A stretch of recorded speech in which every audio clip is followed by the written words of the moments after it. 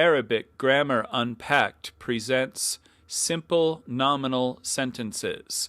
This lesson will describe and elaborate upon the Jumla Ismiya, the nominal sentence, one of the most basic structures of the Arabic language. This lesson will enable you to define and understand the Jumla Ismiya or nominal sentence, to differentiate between a nominal sentence and an ism sifa or phrase, to learn to identify the mubtada or subject and the khabar or predicate of a sentence, to learn to identify the different types of subjects and predicates, to learn to identify and use personal and possessive pronouns, to learn to use prepositions and prepositional phrases, and to learn to flip the subject and predicate in order to express there is, there are sentences. Let's begin with the jumla. The plural is jumal. A nominal sentence, a jumla ismiya. There's also a jumla fi'liya, a verbal sentence, but we won't get to that for several lessons, is one that does not begin with a verb. That's how classical Arabic defines the jumla ismiya. Beginners often have difficulty telling sentences from phrases because Arabic lacks little words like a and an and is that help us understand where a sentence moves from subject to predicate. Sentences have two parts in Arabic, a subject or mubtada and a predicate or khabar. The subject is what the sentence is about. The predicate is the information we're being given about that subject. By default, both the subject and the predicate are in the marfu' case, which we use dhamma or tanweena dam for an indefinite noun to mark. Again, the case system isn't the absolutely most important thing about standard Arabic, but it's very useful, especially if you're going to end up studying abroad, to learn the case system as you learn the basic structures. So by default, by which I mean unless there's a reason to think otherwise, both the subject and the predicate are in the marfu' case. Here are a few examples of nominal sentences. Ar-rajulu latifun, the man is nice. But ar-rajulu latif, the nice man. To a raw beginner, these two pairs of words can look very similar. In fact, the only difference between the two is the alif lam on latif in the second example. But in Arabic, this is the difference between a sentence and a phrase. Again, because we lack words like a and an and is, it's often difficult to tell whether the pair of words is a sentence or a phrase. This lesson will enable you to begin differentiating between the two. Look at the second two examples.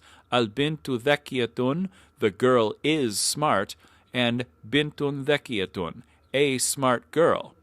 Now, if you look at these examples, you can see that the difference between a sentence and a phrase is that a sentence goes from definite to indefinite, while a phrase either stays definite or stays indefinite. And this is the major thing to know when you're trying to learn about the Jumla Ismiya in Arabic. Let's begin with the subject.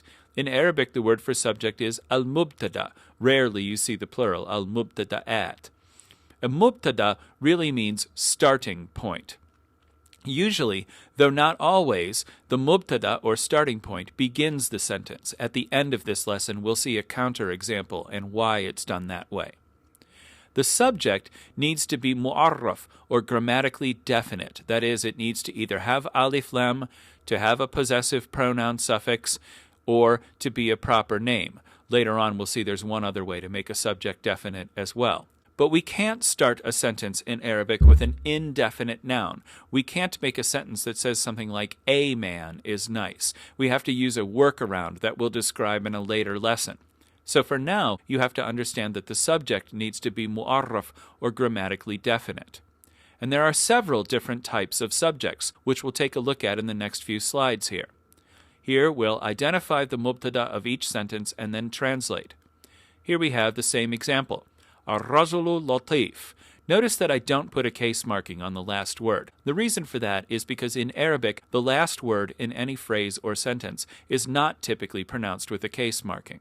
But here we have ar-rajul, the man, and then the adjective latif, usually translated as nice or agreeable. Ar-rajul is definite. Latif is indefinite. So here we see the break between the two halves of the sentence. Something that will help you a great deal as you go forward is to learn to mark the point at which the sentence goes from definite to indefinite. So in English we would have a little word like is or am or are here, but in Arabic we don't. Here we have the example, al-ustadatu imra'atun latifa. So here we have a definite noun, the professor, and then an indefinite noun, a woman. So you can see the barrier between the two goes up here. The subject is definite. Here, the predicate is indefinite, which it usually is. Again, later on, we'll see a counterexample. Here's a third example. Al-Ustadul Jadidu Masri. Definite, definite, indefinite. Even though Masr, Egypt, is a definite noun because it's a proper name, the adjective we derive from it, Masri, Egyptian, is not a proper name, so it's just a regular old indefinite adjective. So we put the barrier between the two right here, between the definite and the indefinite. This is where we would put the is in English. Fourth example, al-ustadatul jadida al-masriya. Now what you can notice here is that all three of these words are definite. And this means we haven't gone from definite to indefinite, and therefore this is not a sentence. It's a phrase, even though aside from one alif lam on one word, it looks exactly the same as the previous example. Now go to your worksheet and translate these sentences before we move on. Pause the video here, translate, and then restart it. Great, let's take a look at the first example. The man, and then nice. So in English, we're going to say, the man is nice, even though there's no word for is in this sentence. The second example, the professor, a woman, nice. This is going to become, the professor is a nice woman. Third example, the professor, the new, Egyptian. So we're going to take this and translate it into English as, the new professor is Egyptian. Again, the is, am, are is going to go at the point where we break from definite to indefinite. But in the last example, all three words are definite, so this is a phrase, not a sentence, the new Egyptian professor.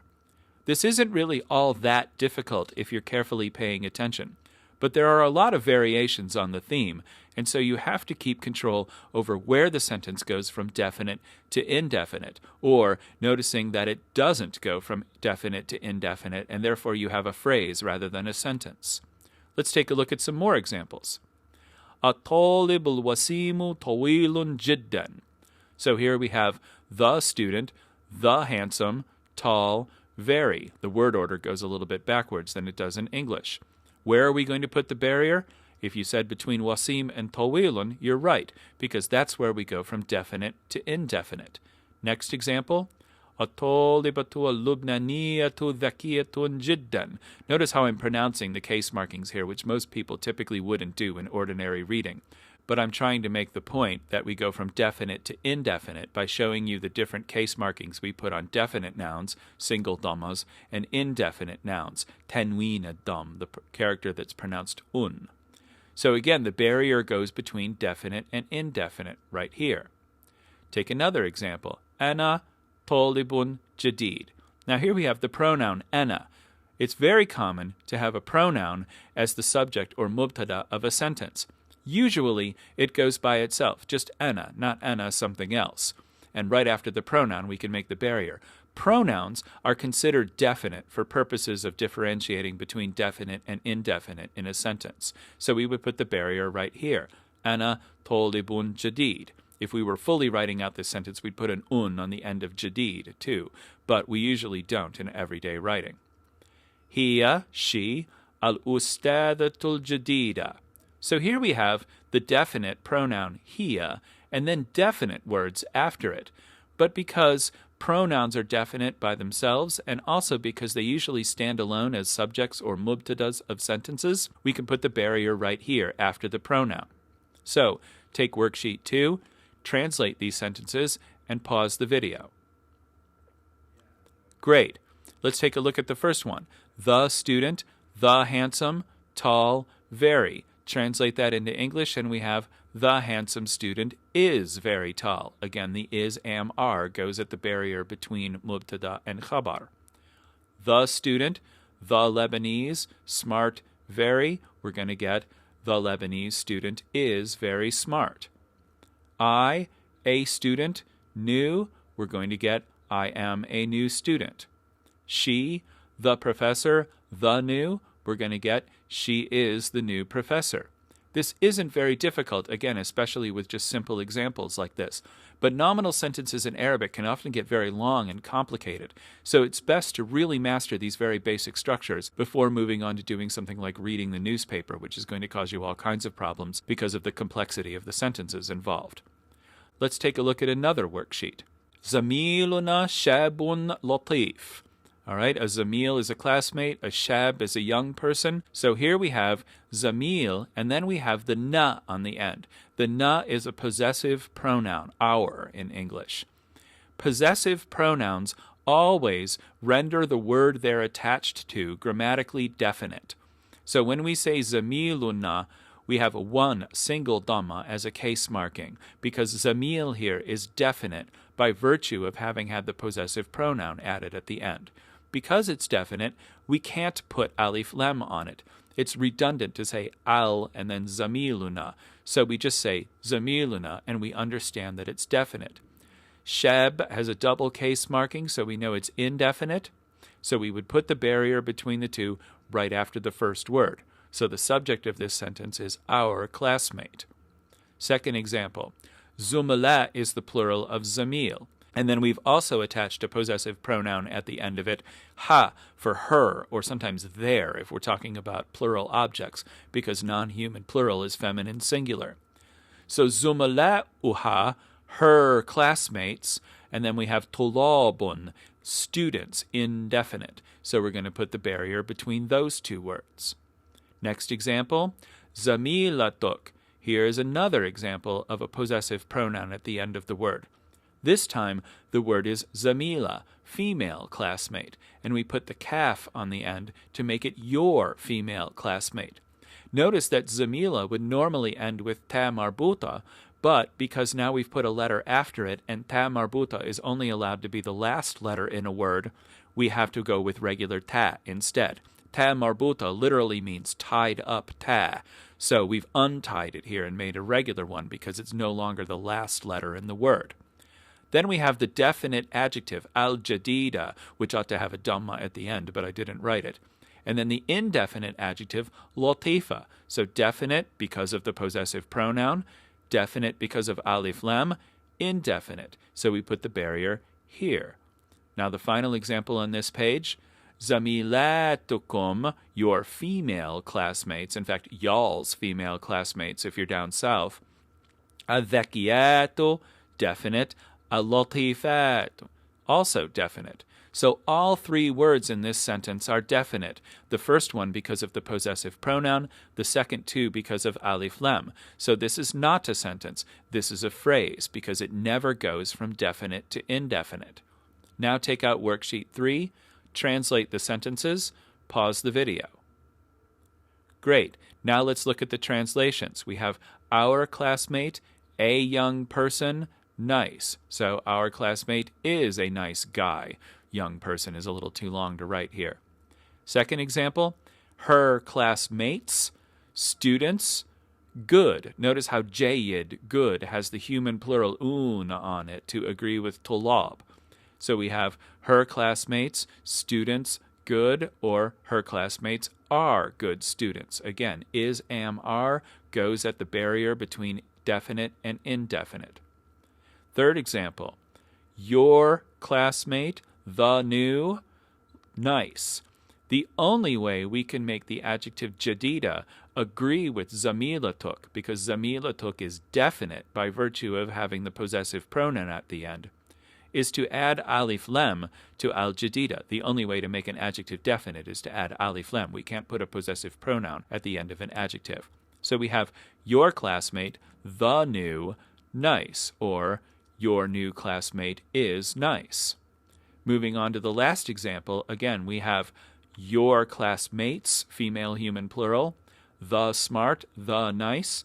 This never becomes a sentence, so it's a phrase. Your smart, nice classmates. In Arabic, we don't need a comma to differentiate between the two adjectives. In fact, most punctuation isn't really native to Arabic at all, and only really became regularized about 20 years ago once the internet took over.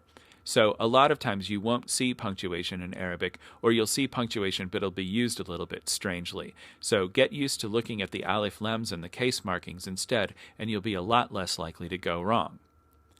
Let's move on to the types of subjects. So we've seen the most common one, a definite noun. Also, you cannot begin a sentence with an indefinite noun. Later on we'll see there's a workaround to this, but not in this lesson. This noun can have a definite adjective, so like the new student, making an ism sifa or phrase. Then we're going to go indefinite and say something about that new student. The subject can also be a pronoun, which is usually unaccompanied, ana or hiya or so forth. So let's take a moment to look at pronouns. The word for pronoun in Arabic is domir, which coincidentally also means your conscience, like your sense of shame or your inner voice or Jiminy Cricket. Why it's that, I'm not really sure. The plural is doma'ir.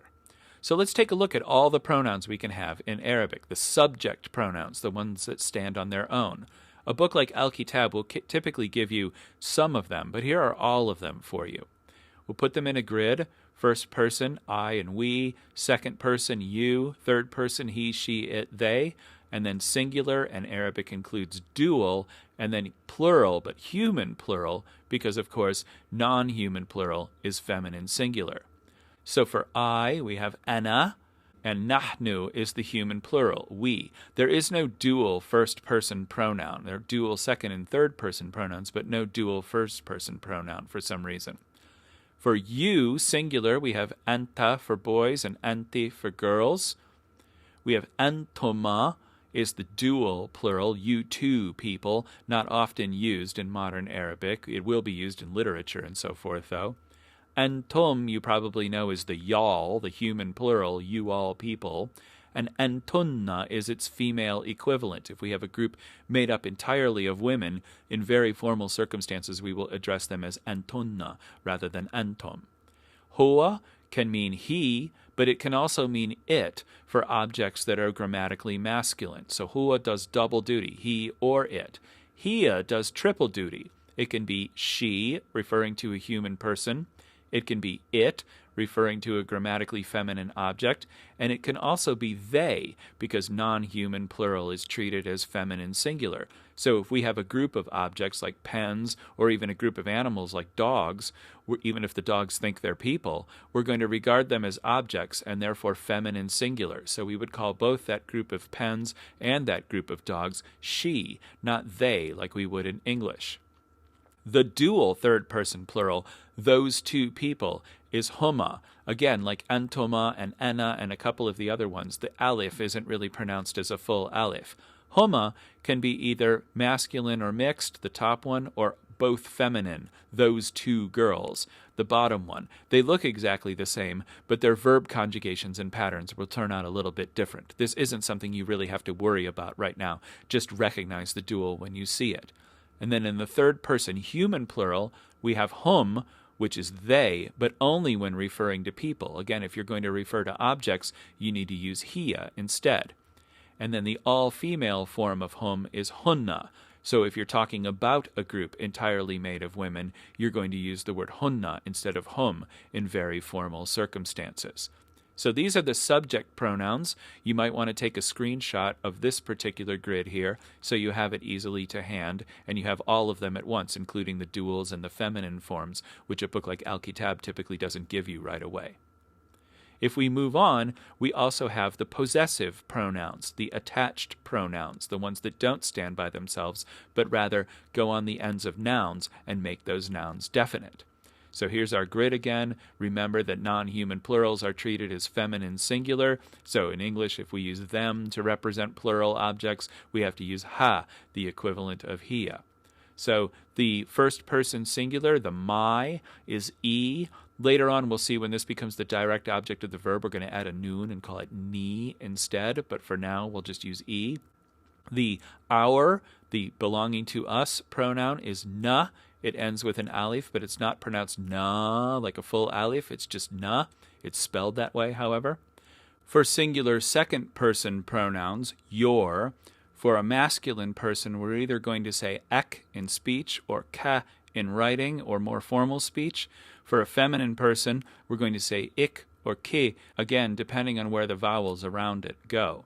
So normally we just add the kaf and the proper vowel, and if we have a case marking before the kaf, we put the fatha or the kasra after the kaf. If not, we put it before.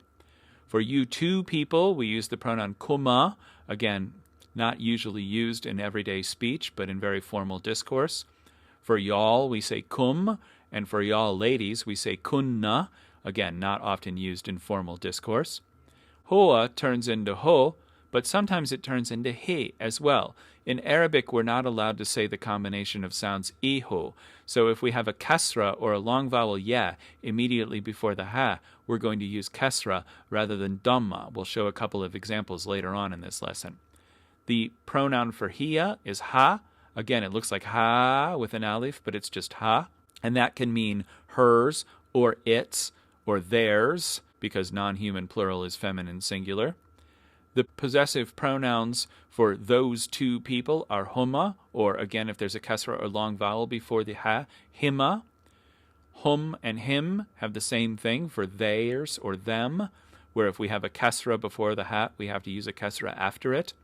And then hunna and hinna for those women works exactly the same way.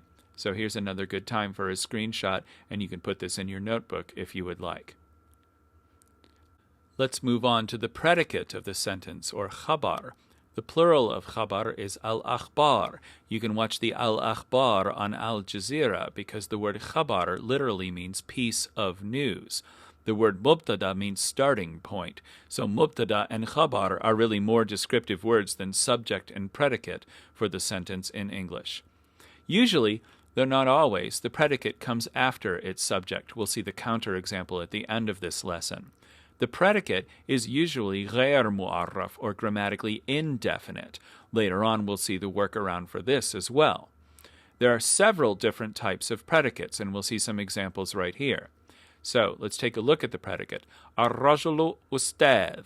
So here we go from definite to indefinite. الرجل, definitely definite with the alif lam. أستاذ is indefinite, lacking a case marking because it's at the end of a group of words. We would put the barrier between the two. Next example, al-ustadatu imra'atun latifa. This is an example from before. So we know when we go from definite, the single case marking dhamma, to indefinite, the double case marking tanween ad-dhamm, we put the barrier between the two. Third example, al-ustadul jadidu masri. So definite, definite, indefinite, so we put the barrier here. Last example, ustadatun jadidatun masriyatun. All three of these words are indefinite, so if you guessed this isn't a sentence because it never goes from definite to indefinite, congratulate yourself, you're right. Now take the worksheet and get ready to translate these and pause the video. All right, let's take these translations. We have the man and then professor. So we're going to put the barrier in between the two, and we're going to say the man is a professor. So much easier in English because we have these little helping words. So much shorter in Arabic because we don't. Second example, al-ustadatu imra'atun latifa. So the professor, a woman, nice, or the professor is a nice woman. Third example, al-ustadul jadidu masri. The professor, the new Egyptian, or the new professor is Egyptian. And then the final example, all three of these words are indefinite. Professor, new, Egyptian. So we would say a new Egyptian professor. This is an ism sifa or phrase and not a sentence at all. Try some more. Let's try some more. Ar-rajulu fil baytil kabir. The man, and then the preposition fi. Fi means in or inside or within or sometimes at, and is a preposition. A preposition is a word that describes the relative positions of objects in time or space. Any word that's followed by a preposition is always in the majrur case, which is why there's a single kasra after al-bayt. So when we say that the khabar and the mubtada of the sentence are in the marfu' case by default, well, here's a reason for them to be something else. The khabar is in the majrur case because it begins with a preposition. So, the man in the house, the big. So when we have a khabar, it is often a prepositional phrase, and we can see the barrier between the two here. The man and then in the big house. Second example, al-binayatu, the building, khalfa, behind, al-hadiqate, and here we have another example of the noun being in the majrur case because it comes after a preposition, and then as-saghira, little. So we're going to put the barrier right before the preposition and use the prepositional phrase as the khabar of the sentence. Third example, al-hadiqa, and we put a dhamma here, al-hadiqatu, amam al-maktabat al-jadida. So the park in front of the new library. So we're going to put the barrier here before the prepositional phrase. Last example, ghurfatun nawmi, the bedroom, even though the word ghurfa is indefinite. This is called an idafa, and we will learn about it in the next lesson. Bijanib, next to al-hamam, the bathroom. So we're going to put the barrier right before the preposition again. So get out worksheet 5, translate, pause the video. Let's look at the answers. The man in the big house. We're going to put the is in between the two, so the man is in the big house. Same thing with the second example. The building behind the small park, or the building is behind the small park. Third example, the park in front of the new library, or the park is in front of the new library. This really isn't difficult. Ghurfat an-nawm, a little bit more confusing because it's a structure we haven't learned yet. The bedroom next to the bathroom, or the bedroom is next to the bathroom. Again, these aren't truly challenging, but they work differently than English does, so it's really useful to master the basic skills before you move on to more complex issues. One more time. Sadiquha al-jadid shabun tayyib.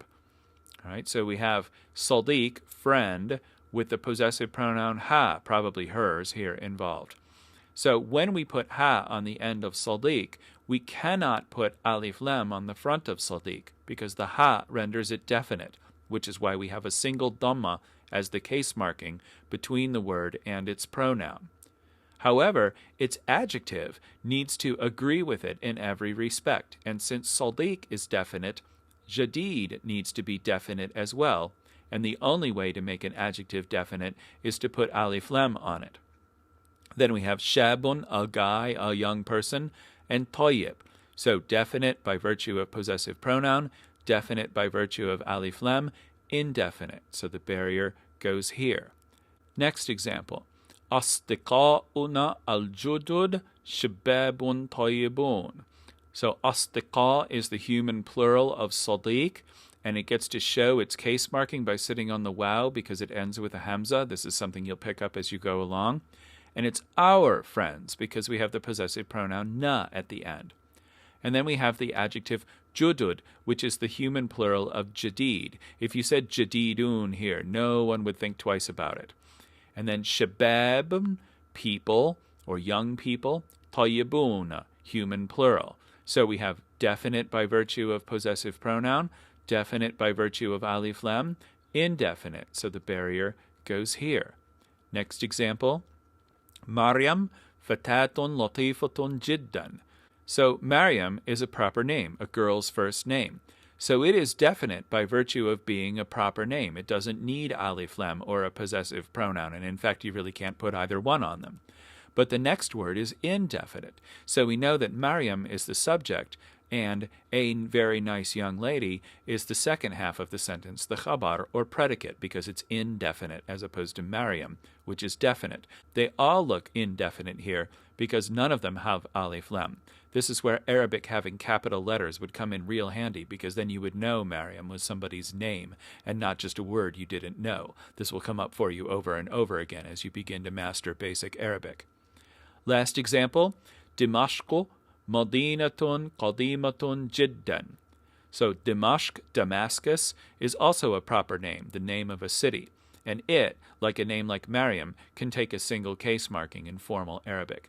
And then Medinatun, a city. So we go from definite, proper name, to indefinite, and therefore this is a sentence. But it doesn't immediately look like one because there's no alif lems in it. And that's what you have to pay attention to when you're dealing with proper names like Maryam or Damascus. So we put the barrier here. Get out your worksheet 6, translate, pause the video. Now let's look at the answers. صديقها الجديد شاب طيب. So her friend, the new, a guy, nice or good. So we can say her new friend is a nice guy, a good young man. This could be translated in any number of different ways. Theoretically, you could also say he's a delicious young man, but let's not go there. So أصدقاؤنا الجدد, our new friends, what are they? Nice people, nice folks. Maryam, what about her? A young lady, nice, very. Put the words in the right order, add the is, and we get Maryam is a very nice young woman. Dimashq, what about it? A city, old, very, or Damascus is a very old city. Again, not difficult in theory, but because of Arabic's lack of capital letters and the tricky ways words can be made definite, this can sometimes be a problem for many students, so pay careful attention to it. Let's look at one last set of examples here. We have Maha Tedrus fi Jamiat in New York. So this is an example from al-Kitaab, of course. Maha is the woman's name.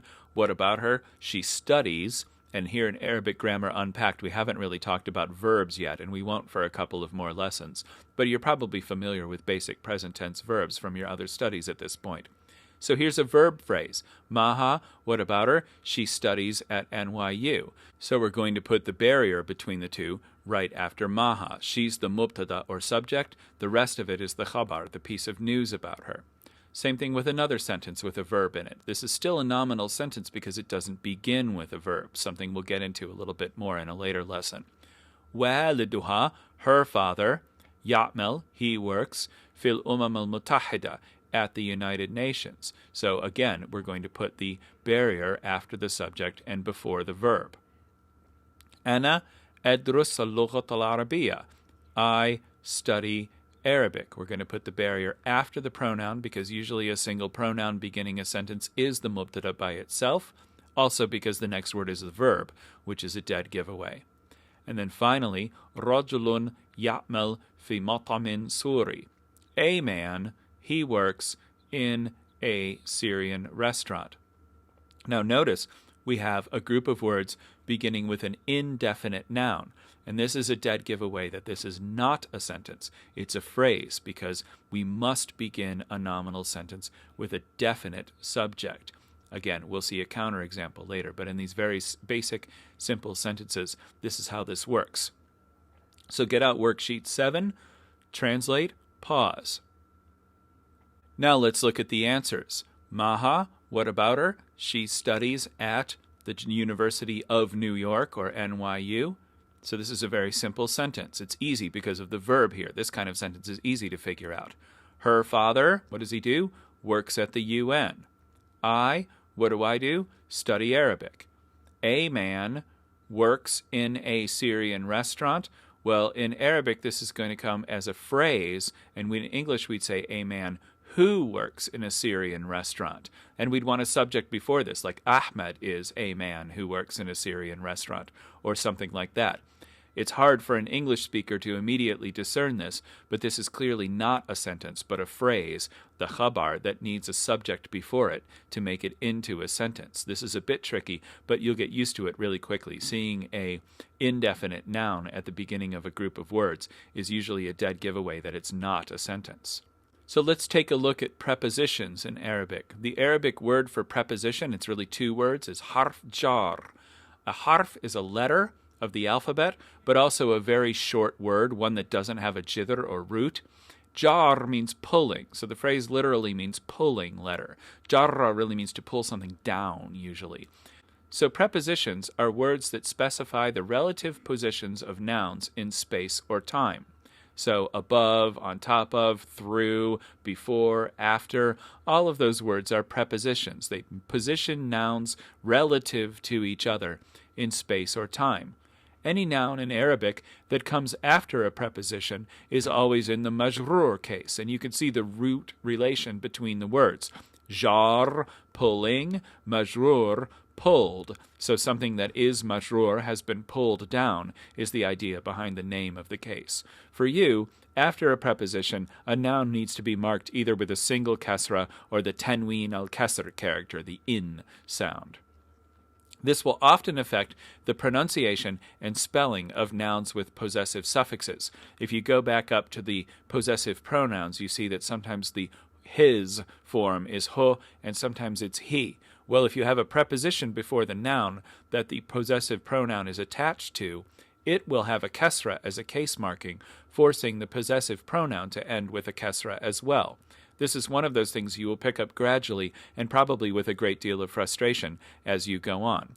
Take a look at these prepositions. So, Sadiqi Ahmed fi beiti. So, my friend Ahmed, a proper name, in my house. When we put the e possessive pronoun on the end of a noun, it doesn't take a case marking at all. So we can see that the barrier here is going to go right before the preposition, just as it often does. Take a look at the second example. Sadiquhu Ahmed fi beitik. Okay, so now we have his friend Ahmed. And since Sadiq has a case marking of a dhamma, and is definite, a single case marking because of the possessive pronoun, the possessive pronoun gets to stay ho. Ahmed is a proper name, fi, and then after a preposition, a word is in the majroor case. So beit has a kasra as its case marking. So if we were going to pronounce this completely properly, we'd say Sadiquhu Ahmed fi beitika. But very few people would add that last vowel sound on the end of the kaf, and the barrier would go here before the preposition. Now, a very slight variation on the same theme. Sadiquk Ahmed fi beitihi. So here's what I'm talking about. After the preposition, the word beit needs to be in the majroor case, so we mark it with a single kasra. But we're not allowed to say ihu in modern standard Arabic, so we have to say ihi instead. This is one of those rules that will drive you crazy for quite a long while before you finally internalize it. Just start getting used to it. If you said fi beituhu, no one would care. The barrier goes here before the preposition. Finally, asdiqa'uhu, his friends, fi buyutihim, in their houses. Again, buyut, the plural of beit, comes after a preposition, so it has a kasra as its case marking, so the hum has to become him instead. Just be patient with this rule. You'll get used to it after a while, and the barrier goes before the preposition. Now translate and pause. Let's look at the answers. My friend Ahmed in my house, or my friend Ahmed is in or at my house. His friend Ahmed in your house, or his friend Ahmed is at your house. Your friend Ahmed at his house, or your friend Ahmed is at his house. His friends at their houses, or his friends are at their houses. So this isn't really very difficult.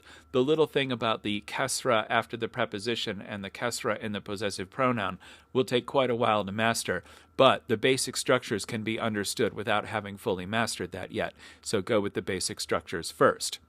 Now let's move on to two last and not really hugely difficult variations on the theme of the nominal sentence. We have the pronoun of separation, which sounds like the title of a really terrible romance novel about grammar. The word fasl, the plural is fusul, means separation or division. We can use it to represent the semester at school or the seasons of the year as well. Sometimes we want the predicate of the sentence to be definite, to say something like, that man is the professor. And so what we do is we place a pronoun between the subject and the predicate of the sentence, and we make this pronoun a subject pronoun that agrees in gender and number with the subject, which is almost always in the third person in these cases. This is easy to see once you see a few examples. So, ar-rajulu huwa al-ustadh, the man, he, the professor. So this is pretty easy to see here. Al-imra'atu hiya al-mudira. The woman, she, the director or the boss. Ash-shaban huma at-taliban. The two guys, they, the two students. And asdiqauna, our friends, they, az-zumala al-judud, the new classmates. So you can see this is pretty easy. Translate and pause the videos and see if you can get the right answers right off the bat. Good, let's take a look at them. The man, he, the professor, is our way of saying the man is the professor. The woman, she, the director, the woman is the director. The two guys, they, the two students, or just the guys are the students in English because we wouldn't bother to specify the dual typically. And our friends, them, or they really, the new classmates, our friends are the new classmates. This is one of those things that's very easy to do because it couldn't possibly be anything else. So it's fairly easy to understand that this pronoun is marking the barrier between the mubtada and the khabar of the sentence. The last bit, however, is a little tricky, and it's called fronted predicates, the word muqaddam, which means moved forward or advanced. So sometimes we flip the subject and predicate in order to say there is or there are, because Arabic lacks a word. Standard Arabic lacks a word for there is, there are. All of the dialects have one, so you needn't worry about that when speaking colloquial Arabic. The subject needs to be indefinite when we do this. So here's the counterexample of when the subject is indefinite. These sentences almost always begin with a prepositional phrase. In fact, they nearly always do. Note carefully that there is no word for there is or are in standard Arabic. We infer that it's there by word order, by having a sentence that begins with a prepositional phrase. Again, these are pretty easy to recognize when you see them because of the preposition at the beginning of the sentence. Let's take a look at some examples. So, fi bayti matbahun kabir. In my house, a kitchen big. So here we have the prepositional phrase at the beginning of the sentence, fi bayti, in my house. So that's where the division is going to go between the two. If we look at the next example, ala tawilati kutubun kathira, on the table, books many. So here we have a prepositional phrase and then an indefinite subject. So you can see that this is a different type of sentence. All we've really done here is taken the subject and predicate and flipped them around and then made the subject indefinite. So instead of al-kutub al-kathira ala tawila, the many books are on the table, we have on the table many books. And this gets across the concept of there are many books on the table, even though there's no word for there or are in this sentence. Take a look at the next example. فوق الرفوف صورة جميلة. Above the shelves, a picture, beautiful. So you can see how this is going to translate into English. And then finally, أمام بيته. Here's the thing about the kasra, turning the dhamma into a kasra. أمام بيته, in front of his house. حديقة صغيرة, a small park. So when we translate these, try using there is, there are to get the point across. Pause now and translate. Okay, let's look at these examples. Fi bayti matbahun kabir. In my house, a big kitchen. So what we're going to say is, there is a big kitchen in my house. Again, no word for there is, there are. We're going to infer it by the prepositional sentence and the indefinite subject. Ala tawila kutubun kathira. On the table, many books, or there are many books on the table. فوق الرفوف صورة جميلة. Above the shelves, a beautiful picture, or there's a pretty picture over the shelves. أمام بيته حديقة صغيرة. In front of his house, a small park. There's a small park or garden. حديقة can mean either one. In front of his house. So this is a little tricky and requires a little bit of practice, but it's so obvious because the prepositional phrase beginning the sentence that you shouldn't have any problem learning to put there is or there are in front of sentences like these. So take a look at drills relating to this lesson and practice your vocabulary, and you'll find that the nominal sentence really isn't that difficult after all.